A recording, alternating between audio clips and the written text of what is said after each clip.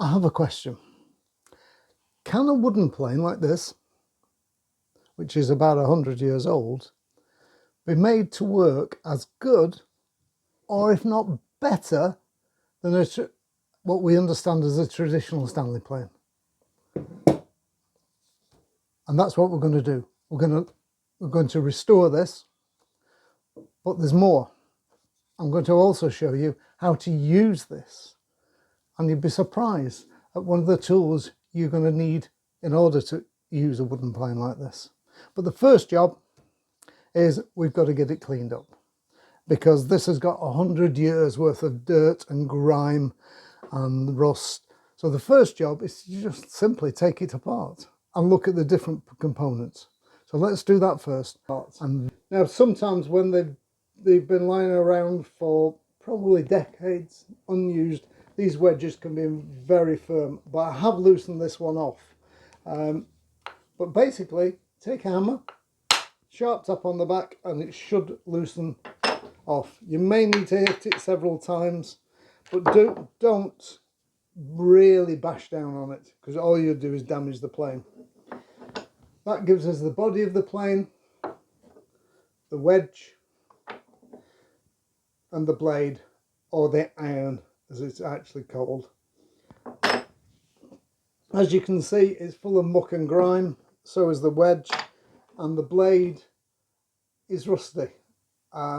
It's not heavily pitted, but there is rust on there and it will need to be cleaned up. But the very first job is to get the muck and grime off. And to do that, I'm going to use some methylated spirits. I've just put it in this little dispenser just to make it a bit easier. I'm going to put a few drops on there. And then I'm going to use 4-0 wire wool and literally just start to rub it.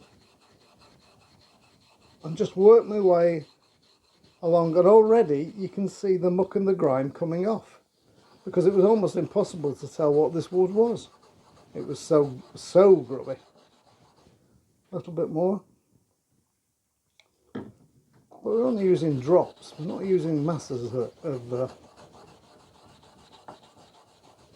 methylated spirits, or denatured alcohol as our American cousins call it. Just work my way over the rest of it.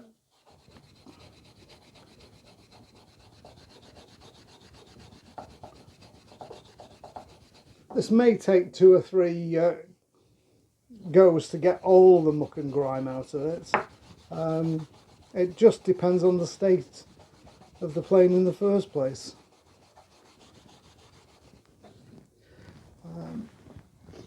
So I'll keep going with this, and I'll come back to you when I've got the majority of it off.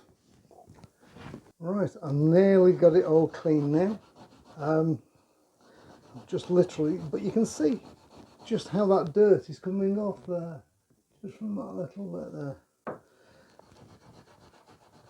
I'll finish that little bit there. Keep turning my wire wool round.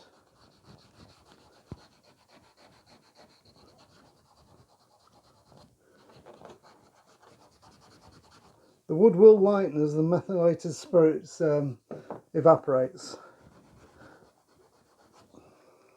I've also used some 120 grit just on the ends here because it's end grain.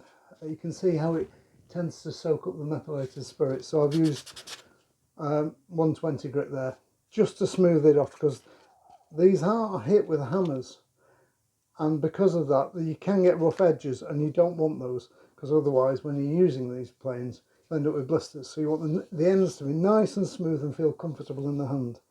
Now I'm going to leave that to one side just for a minute. I'm going to finish cleaning up the wedge because it's in exactly the same state as the body was, and then once that's done, then we can take a look at the blade and look at the most important part of the plane, which we haven't even discussed yet.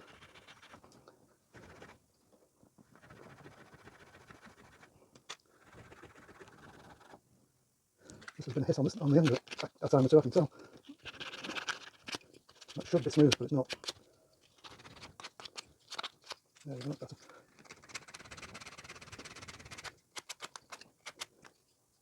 A little bit more on there. And each plane will be different. Depends how it's been treated. Sometimes you can find one that's in beautiful condition, and other times, like this one, they're incredibly grubby. But that muck will come off. And the reason we want the muck off is because we are going to oil this plane. I'm going to oil it with a very traditional finish. In fact, we'll oil it with the same stuff that was actually used 100, maybe even 200 years ago. There we go. We'll leave that to dry. So now we come to the iron, and this is the bit which can be a bit tedious. It just depends on the state of it. But the first things first, we need to get the rust off, because we can't do much until we've got that off. So there's a few ways of doing that. You can get some fresh wire wool and go over it with that. But if it's quite badly rusted, I would actually use some wet and dry first of all. But be careful. What you don't want to do is on the back is to round that over. It's very, very important that the back remains flat, particularly this area here, just by the cutting blade. That must remain flat. Otherwise the plane just won't work properly. What I've got here is a piece of glass, and onto it I've stuck different grades of wet and dry paper. These are all relatively fine ones, but before I use any of those, I'm just going to use an ordinary piece of 80 grit sandpaper. Just put it on there. I'm not going to stick that down. And I'm going to use some window and glass cleaner. It doesn't matter what brand, that's completely irrelevant. I just want something that will stop the sandpaper clogging. And I'm literally just going to rub it across. I'm literally going to rub it across there like that.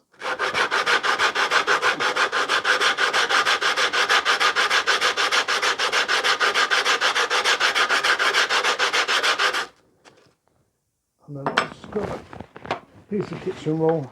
I'm going to have a look and see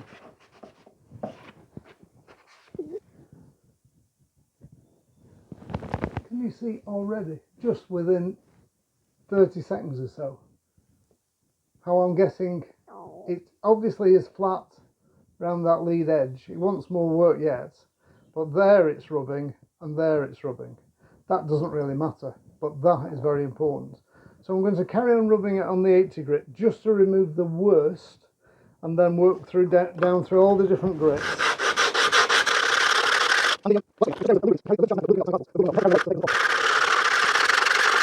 Now how long you have to do this will vary very much depending on the condition. Sometimes it's a real pain in the neck because they're badly rusted. Other times, like this one actually,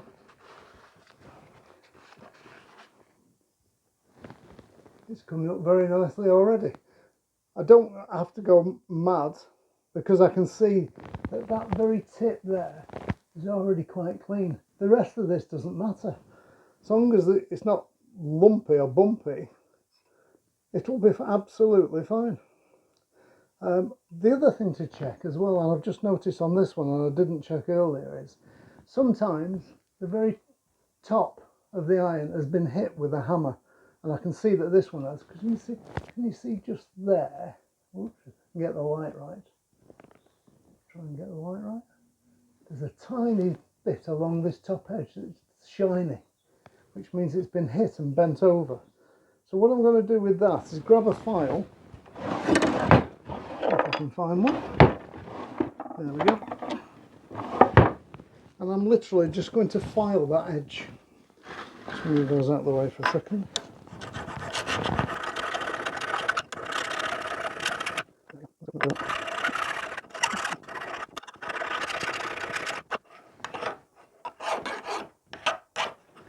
I should have done that before I started, but I think we'll be fine. It's just that technically it will alter the angle, but I think it's so minute that it won't really make much difference. I'm going to turn the sandpaper around that way. and go again. But the back of the blade, it's really, really important that you spend time, and that applies to even more modern planes. The back of the blade is the key to getting a sharp edge. Let's just do some more on this,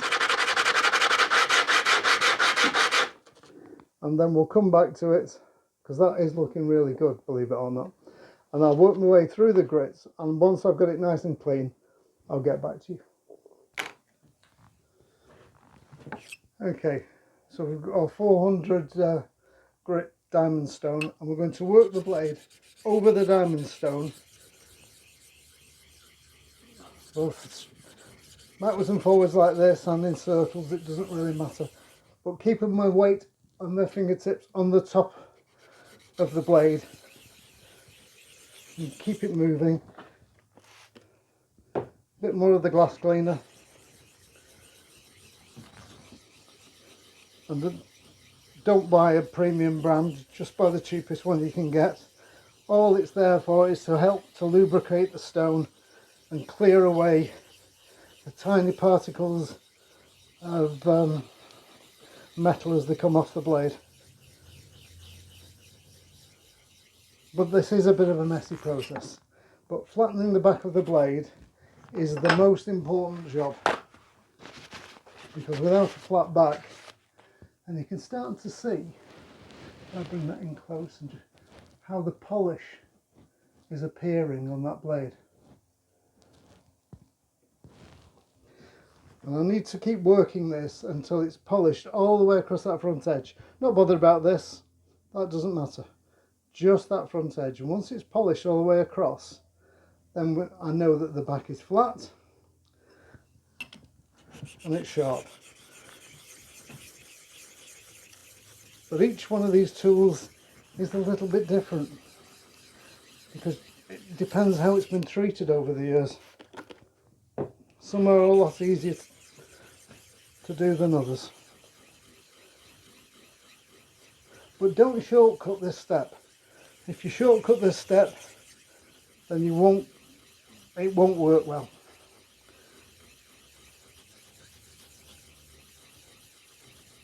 And remember, nobody's probably flattened this blade since the day a joiner bought this 150 years ago, because this is a very simple one.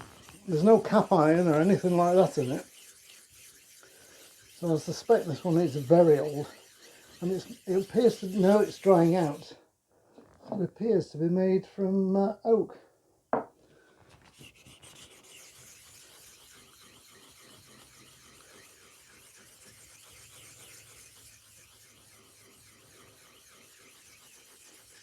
How we're doing. We're getting there. I'll carry on doing this and I'll come back to you once we've got it all the way across.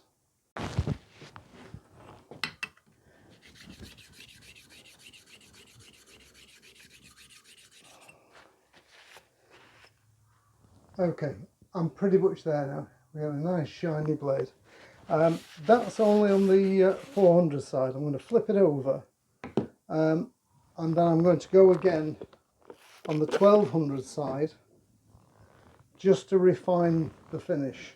But the hard work has really been done now. It took me about 20 to 30 minutes to actually get the back flat. But as I say, that's one of those things that you're never going to know until you actually start to do it, because every blade will be different. Some you might do it in 5 minutes, others it could take you an hour. But either way, it's the most important job. Getting that back flat will ensure that this plane really does cut beautifully. And that's not bad at all now. We're only concentrated on there. We've got a high spot there as well, but that doesn't matter. It's only that 16th of an inch on that front edge that's actually doing the cutting. Now at the moment, this isn't sharp. You can't cut yourself on that even if you tried, because it actually needs regrinding. In order to do that, we're going to go over to the grindstone first of all and put the correct bevel on here, which should be...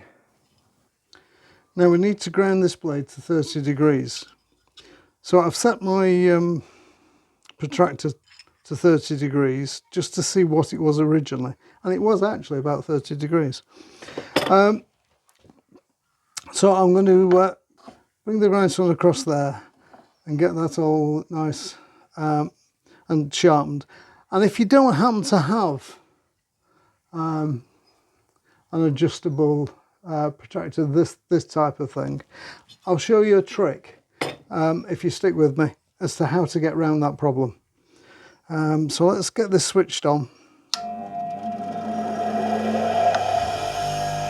And I am wearing eye protection for this.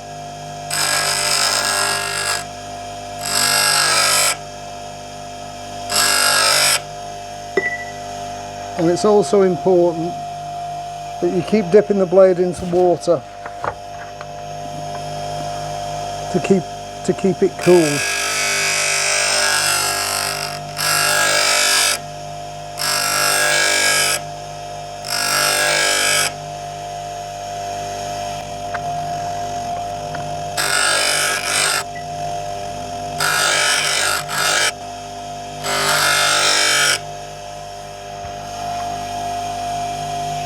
And you can see where it's grinding, and the blade has actually been rounded over time.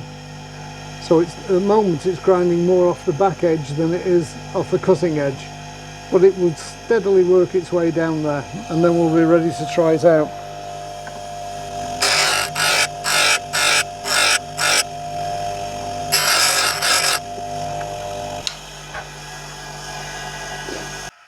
Right, we've got the back's been cleaned up. I've ground the right angle on it. I've checked it on a square to make sure that the blade is at 90 degrees to the edge of the... but it's not sharpened, even after all that work. I mean, if you run it, I don't suggest you do, but if you did run your finger across it, it would feel sharp, but it's not sharpened. So we need to go back to our sharpening stone for that. And what I'm going to do is, first of all, on the 400 grit side, I'll bring the camera down so you can see. There we go. I'm going to put it on there, just rock it backwards and forwards so you can feel the bevel, lift it up a tiny bit. It won't take much. And then you should be able to feel the burr on the back with your finger, particularly with your fingernail, and I can feel it. That's all it took. Now from there,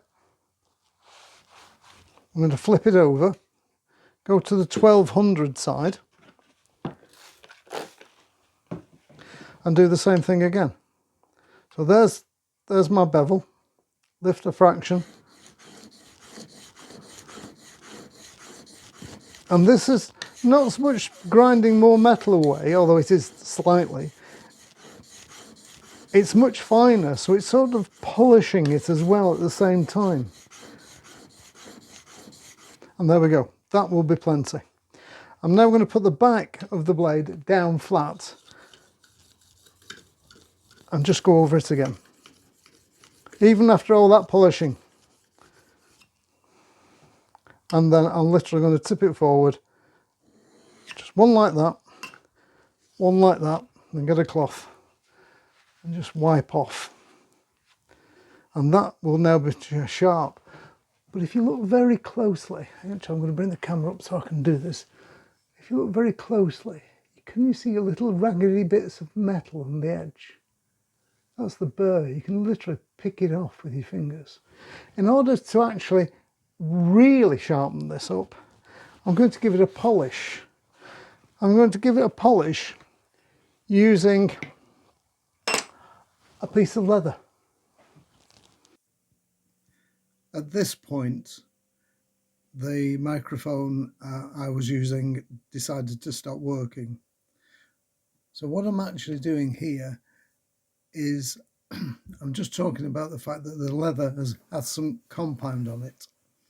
And all I'm going to do at the same angle that I sharpened is run the blade across the leather, lifting at the end of each stroke and then putting it down again, and do this sort of 20 to 30 times, and that will leave it with a nice shiny smooth finish and give it that extra sharp edge.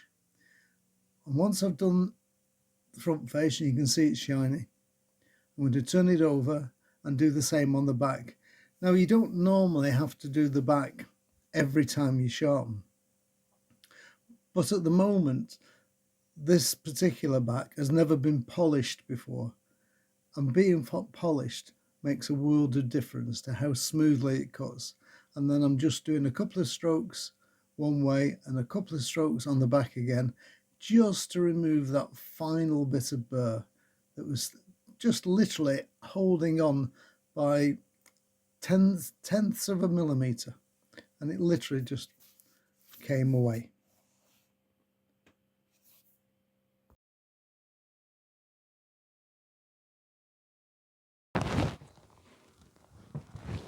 One of the things we haven't talked about is the sole of the plane. Is it flat?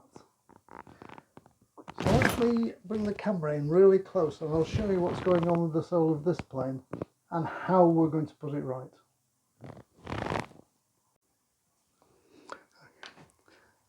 If we look at the sole of this plane, if I can get it in focus, can you see how the ruler is rocking on there? So it's been worn on that side and worn on that side, and it's probably a bit hollowed in the middle as well. Very hard to hold this at the correct angle. You might have to take my word for that one. What I don't want is the plane to be rocking that way and then that way. So we keep going, and we're almost there now. You can't overdo this because obviously you're going to increase the size of the mouth of the plane, but that will do. We're there. In fact, that is so smooth. Actually, I thought this was oak, but it turns out it isn't, it's beech. All I'm going to do now is get a piece of sandpaper and just rub along that edge, and there, and there, just to ease the corner, not to do anything more than that.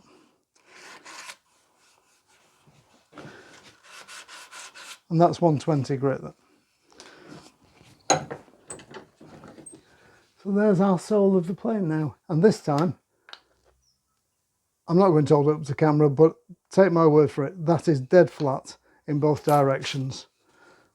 So that's all we need to do to that. Now, the plane body has now had a chance to dry, and it's ready for the sole to be waxed and the body of it to be oiled. I also used a little bit of sandpaper on the ends just to ensure that there was no roughness there, but the rest of it was literally a wire wool finish. So I'm about to wax the base and put some linseed oil onto the sides, and I'm just using a soft cloth. In fact, it's actually a piece of kitchen roll, just to apply that bit of wax, and it's only a very small amount that I'm actually applying.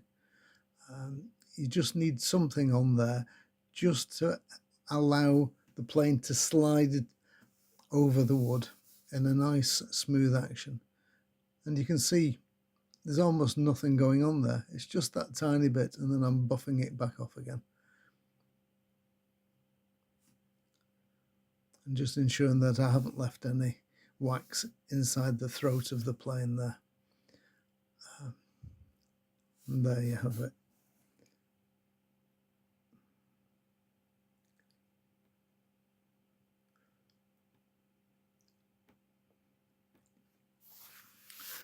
It's worth noting that there's a reason these planes are often referred to as coffin planes, And if you look at this one, you can see it actually is a coffin shape. It's not that they were used for coffins, although they probably were used when making coffins. It's just simply the shape of that sort of the toe of it, the heel of it, and the central body forming literally a coffin shape. Anyway, we're going to move on to waxing, not waxing, using boiled linseed oil, which has been around for probably hundreds of years. Here I dribble a little bit more than I intended to onto the bench, but never mind. I'm literally just rubbing it into the body of the plane. It seals the wood of the plane and helps it to stop absorbing more dirt and grime. But it also revives the timber itself and makes it feel a lot more comfortable in the hand. Now, there is just one thing about using raw linseed oil, and that is when it comes to your cloths, you must be very careful about disposing of them safely, because they can apparently, although I've never seen it myself, spontaneously combust if they're left folded up, and particularly if there's a pile of them. So don't leave them in the workshop. Don't throw them in the bin. You're better off opening them out and storing them and putting them outside somewhere, or even in a tub of water would be ideal, just to ensure that that doesn't happen. And then you can see I'm also oiling the wedge to get that nice finish on there as well, and to make sure that's sealed from any future dirt and grime. And once I've done that, I actually put a bit on the plane blade itself, because it does actually help prevent moisture and rust building up on the blade surface. It certainly won't do any harm. And there you can see I'm just working it in along the edges as well as the back and the front of the plane blade. I'm leaving the cutting edge alone. I'm not putting any oil actually on the cutting edge, because it doesn't, just in case there's anything left on there. Give the sole of the plane a quick polish as well. Now that wax is dried off, yeah, let's show you what I'm doing. There we go. Give that a quick polish off. If this has been helped you, please give us a thumbs up, because we've still got a bit more to come yet. I'm going to show you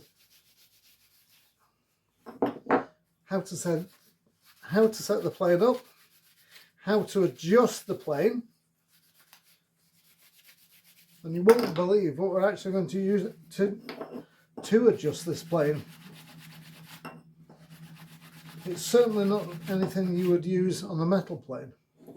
Right, everything's clean. Literally, just slip the blade into there. The wedge goes into there. I'm just going to press it lightly. Now at the moment, that was a bit too light. Try again. There we go. At the moment, I can feel that blade is just a bit too far down. So here's the question: how do you adjust a wooden plane like this so it will literally give you a beautiful clean cut? And you won't believe it. You literally take a hammer to it, and a tap there will bring the blade forward. I think that wedge was a little bit too loose. That should actually bring the blade backwards, and that should bring the blade forwards.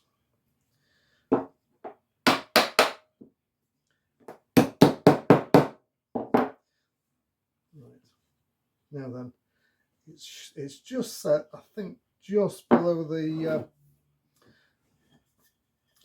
surface. So I'm going to take a piece of just an ordinary piece of pine. We'll pop it in the vise, and let's just see what it does.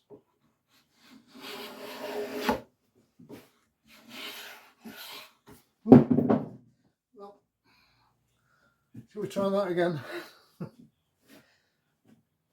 So let's just see what it does.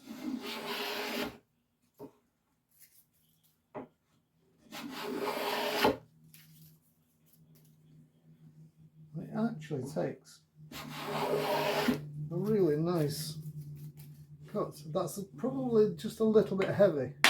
I'm just going to ease that cut a little bit. That's beautiful there. And just to prove that they come off exactly the same, whether it's a Stanley, whether it's a adjuster there, there's just 30 Stanley, and here is our little wooden plane. And there's one massive benefit to a wooden plane. Today's quite a chilly day in the workshop, but a wooden plane is quite warm in your hand. You pick up a metal plane and that is cold to the touch. So a £5 wooden plane, and it will do exactly the same job. I'll put those there. Okay, there's the wooden plane. There's the sole of it, the blade.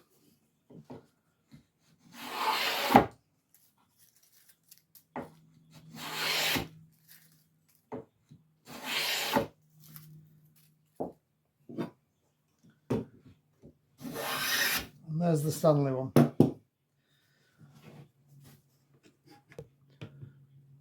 If that's been helpful, please give us a thumbs up.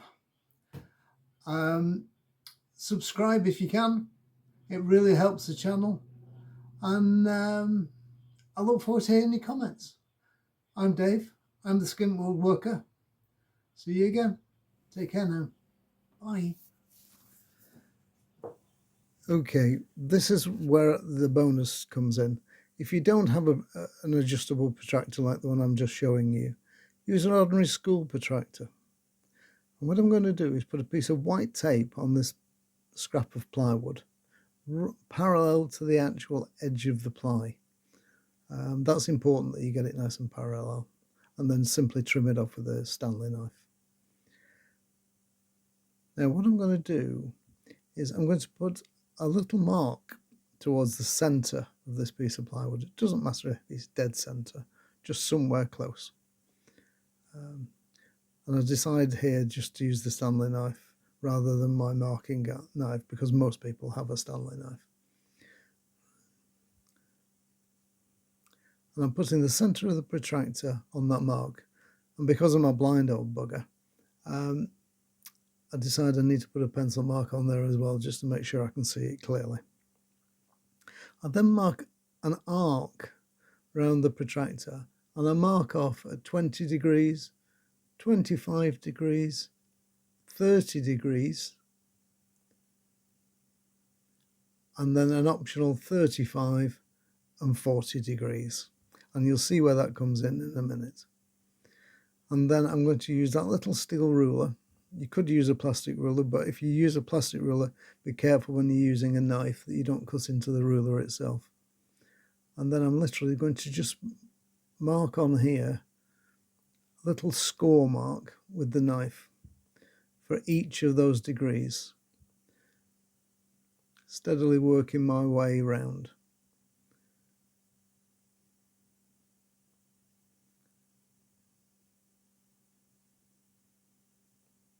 And we're nearly there now.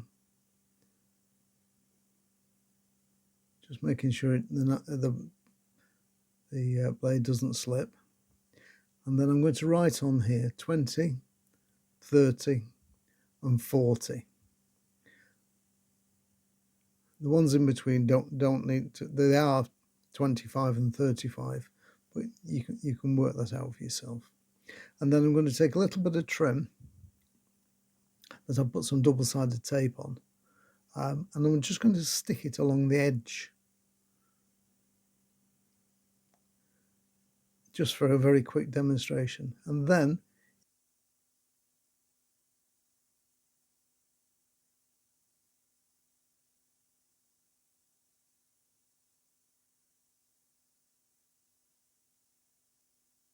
you can simply put your blade onto it,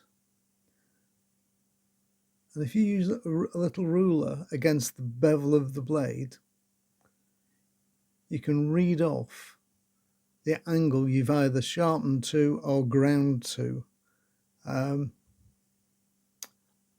the blade. So then you know exactly where you're up to with it. So there you go. There's a little bonus